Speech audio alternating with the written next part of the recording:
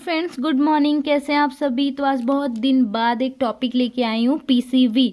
PCV का full form हमारा होता है पैक्ड सेल वॉल्यूम। ओके, तो इसका अभी हम डेफिनेशन देखेंगे, इसका डेफिनेशन क्या होता है। उससे पहले एक एग्जांपल आपको बताऊंगी। जैसे मान लीजिए ये हमारा एक ट्यूब है। ओके, हमारा ये ट्यूब है, इसमें हमने होल ब्लड ले रखा है। मान लो यहाँ तक हमारा होल ब्लड ये भरा हुआ है। ओके, अब इसको हम क्या करेंगे, सेंट्रीफ्यूज मशीन में सेंट्रीफ्यूज कर देंगे।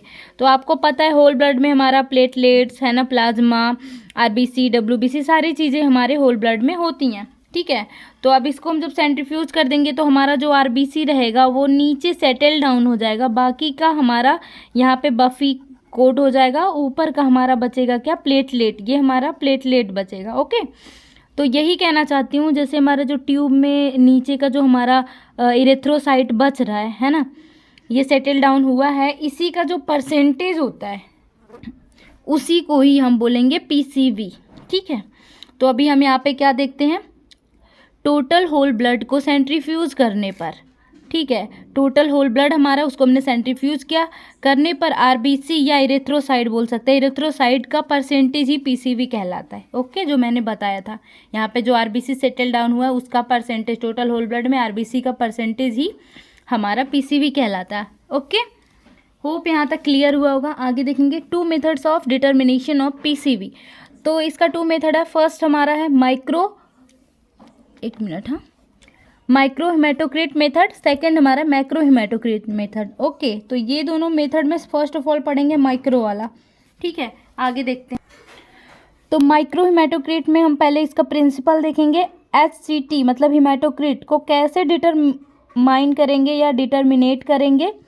माइक्रो हेमेटोक्रिट के द्वारा कैपिलरी ट्यूब को EDTA ब्लड से फिल करके सेंट्रीफ्यूज के द्वारा, यानी कि इसमें हमारा क्या होगा, कैपिलरी ट्यूब में EDTA ब्लड मतलब फिल करेंगे, फिर उसको सेंट्रीफ्यूज करेंगे और माइक्रो हेमेटोक्रिट के द्वारा डिटरमाइन भी करेंगे। ये इसका प्रिंसिपल है, होप समझ रहे होंगे आप। उसके बाद हम इसका देखेंगे स्पेसिमेन।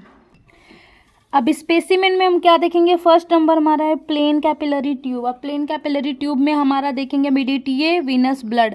प्लेन कैपिलरी ट्यूब यानी कि हमारा जो प्लेन कैपिलरी ट्यूब हमारे टू टाइप्स के हैं, एक हमारा प्लेन कैपिलरी, दूसरा हिपेरिनाइज्ड कैपिलरी ट्यूब। ठीक है, तो जो प्लेन वाले में अगर हम ब्लड ले रहे हैं तो इसमें हमारा EDTA मतलब EDTA वायल नहीं आता, EDTA वायल में वीनस ब्लड कलेक्शन करेंगे। Okay, venous blood collection when से। और जो हमारा हिपेरिनाइज्ड कैपिलरी ट्यूब है, अगर ये हिपेरिनाइज्ड कैपिलरी ट्यूब हम ले रहे हैं टेस्ट के लिए तो हमारा स्किन पंचर के थ्रू भी हमारा हो सकता है। ओके, होप यहाँ तक आया। रिक्वायरमेंट देख लेते हैं। अब यहाँ पे हम देखते हैं क्या क्या चीज़ों की रिक्वायरमेंट पड़ेगी। प्लेन कैपिलरी ट्यूब या फिर हिपेरिनाइज्ड कैपिलरी ट्यूब, ये मतलब और करके लिख दिया मैंने, अब समझ लेना। उसके बाद हमारा सेकंड नंबर है माइक्रो हेमेटोक्रिट सेंट्रीफ्यूज मशीन। ठीक है, तो माइक्रो हेमेटोक्रिट सेंट्रीफ्यूज मशीन जो होता है उसमें हमारा सेंट्रीफ्यूज भी हो जाता है और रीडिंग भी कुछ में देखने को मिल जाती है। वो डिपेंड करता है किस टाइप का हमारा सेंट्रीफ्यूज मशीन है। ठीक है, नॉर्मल सा है या फिर उसमें हम रीडिंग भी देख सकते हैं। थर्ड नंबर हमारा PCV reader and fourth number clay या सीलेंट होता है, जिससे हम हमारा जो कैपिलरी होता है उसके एक साइड को सील करते हैं। आगे देखते हैं।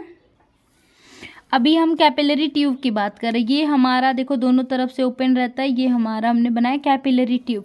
तो इसका जो लेंथ होता है वो 7 सेंटीमीटर होता है। इसका जो डायामीटर होता है 1 मिलीमीटर होता है। ओके, अब हम इसका प्रोसीजर देख लेते हैं।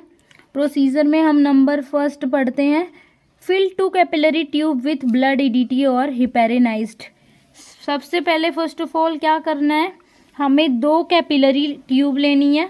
ये वाली रोड जो मैंने बताया हमने 2 ले रखी है, हमें लेनी है। उसके बाद उसमें हमें EDTA व हिपेरिनाइज्ड, हमने बोला था ये रोड एक प्लेन आता है एक हिपेरिनाइज्ड होता है।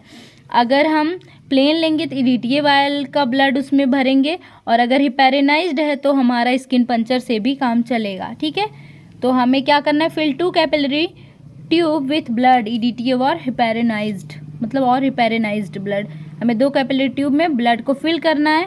सेकंड नंबर देखेंगे, seal the tube centrifuge and maintain balance centrifuge machine. ठीक है, तो सबसे यहाँ पे हमें क्या करना है, एक मिनट, हमें ये सेकंड नंबर पढ़ना है, मैंने गलती से थर्ड पढ़ दिया। तो seal the end of tube with sealant capillary tube, यानी कि क्या करना है, हमारा जो हमने कैपिलरी ट्यूब आपको हमने बता दिया रॉड लाइक स्ट्रक्चर था ना, तो उसमें क्या करना है, उसका एक किनारा जो होगा, एक कॉर्नर को हमें सीलेंट या मतलब जो हमारा सीलेंट रहेगा या जिस चीज़ से भी हमें उसको सील करना रहेगा, उससे हम एक साइड उसमें लगा देंगे जिससे वो सील हो जाएगा कैपिलरी ट्यूब। उसके बाद मतलब हमने पहले क्या किया, ब्लड को फिल किया, उसके बाद यहाँ पे क्या करना है, वन साइड को फ्री छोड़ना है, एक साइड को सील करना है, ठीक है। अब थर्ड नंबर में हम देखेंगे, place the tube centrifuge and maintain balance, centrifuge machine में बैलेंस बनाकर रखेंगे। अभी हमें यहाँ पे क्या करना है, हमने पहले क्या ट्यूब लिया, उसमें ब्लड फिल किया था, उसके बाद उसके एक किनारे को हमने सील किया था, एक को फ्री छोड़ा था। अब यहाँ पे वहाँ से उठा के हमें सेंट्रीफ्यूज मशीन में बैलेंस बनाकर रखना है। हमें क्या करना है, हम देखो अगर सेंट्रीफ्यूज मशीन में हमें सेंट्रीफ्यूज करना है तो बीच में ये सेंटर हमारा है, ठीक है।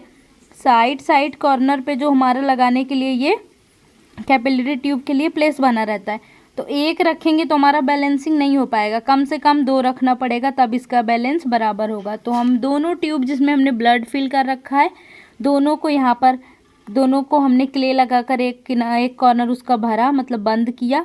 उसके बाद हमें सेंट्रीफ्यूज मशीन में बैलेंस बनाकर दोनों साइड रख देना है। आगे हमें क्या करना है हम देखते हैं। Clay and facing the outside away from the centre. अब यहाँ पे देखो, इसको देखो, ये मान लो सेंटर है, ये हमने सेंट्रीफ्यूज मशीन का बनाया है। इधर इधर इधर हम रखेंगे अपना क्या बोलते हैं इसको, हमारा जो ये रॉड लाइक था कैपिलरी ट्यूब, ठीक। तो ये हमारा सेंटर है। हमें क्या करना है, जिसमें हमने बोला था ना रॉड में एक कॉर्नर पे हमने क्ले लगाया था, ये रॉड है, यहाँ पे हमने क्ले लगाया, बंद हुआ।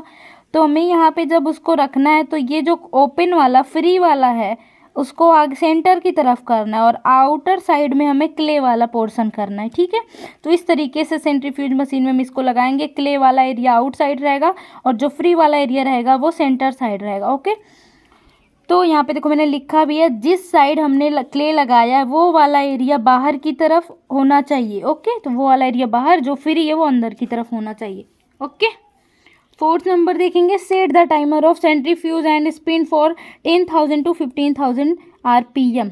मतलब हमारा जो सेंट्रीफ्यूज मशीन होता है उसको सेट भी तो करना पड़ता है ना, कितने से कितने हज़ार RPM पे हमें इसको सेंट्रीफ्यूज करना है। तो 10 से 15,000 RPM पे हम टाइम सेट करके इसको सेंट्रीफ्यूज करेंगे।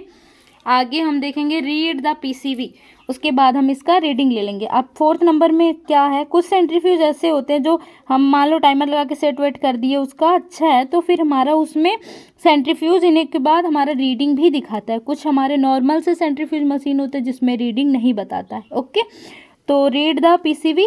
और हमारा एक पॉइंट हमें और लिखना था, अगर हमारा सेंट्रीफ्यूज मशीन नॉर्मल है, उसमें रीडिंग नहीं बता रहा है, तो हम ग्राफ के माध्यम से उसकी रीडिंग निकालते हैं। तो मैंने आपको नोट्स दिया है, और अगर आपको अलग से प्रैक्टिकल सीखना है तो प्रैक्टिकल वाली वीडियो आप मंगा के देख लीजिएगा। बाकी मैंने नोट्स के लिए इसको बनाया था। अगर आपको अच्छा लगे तो like share subscribe. Thank you.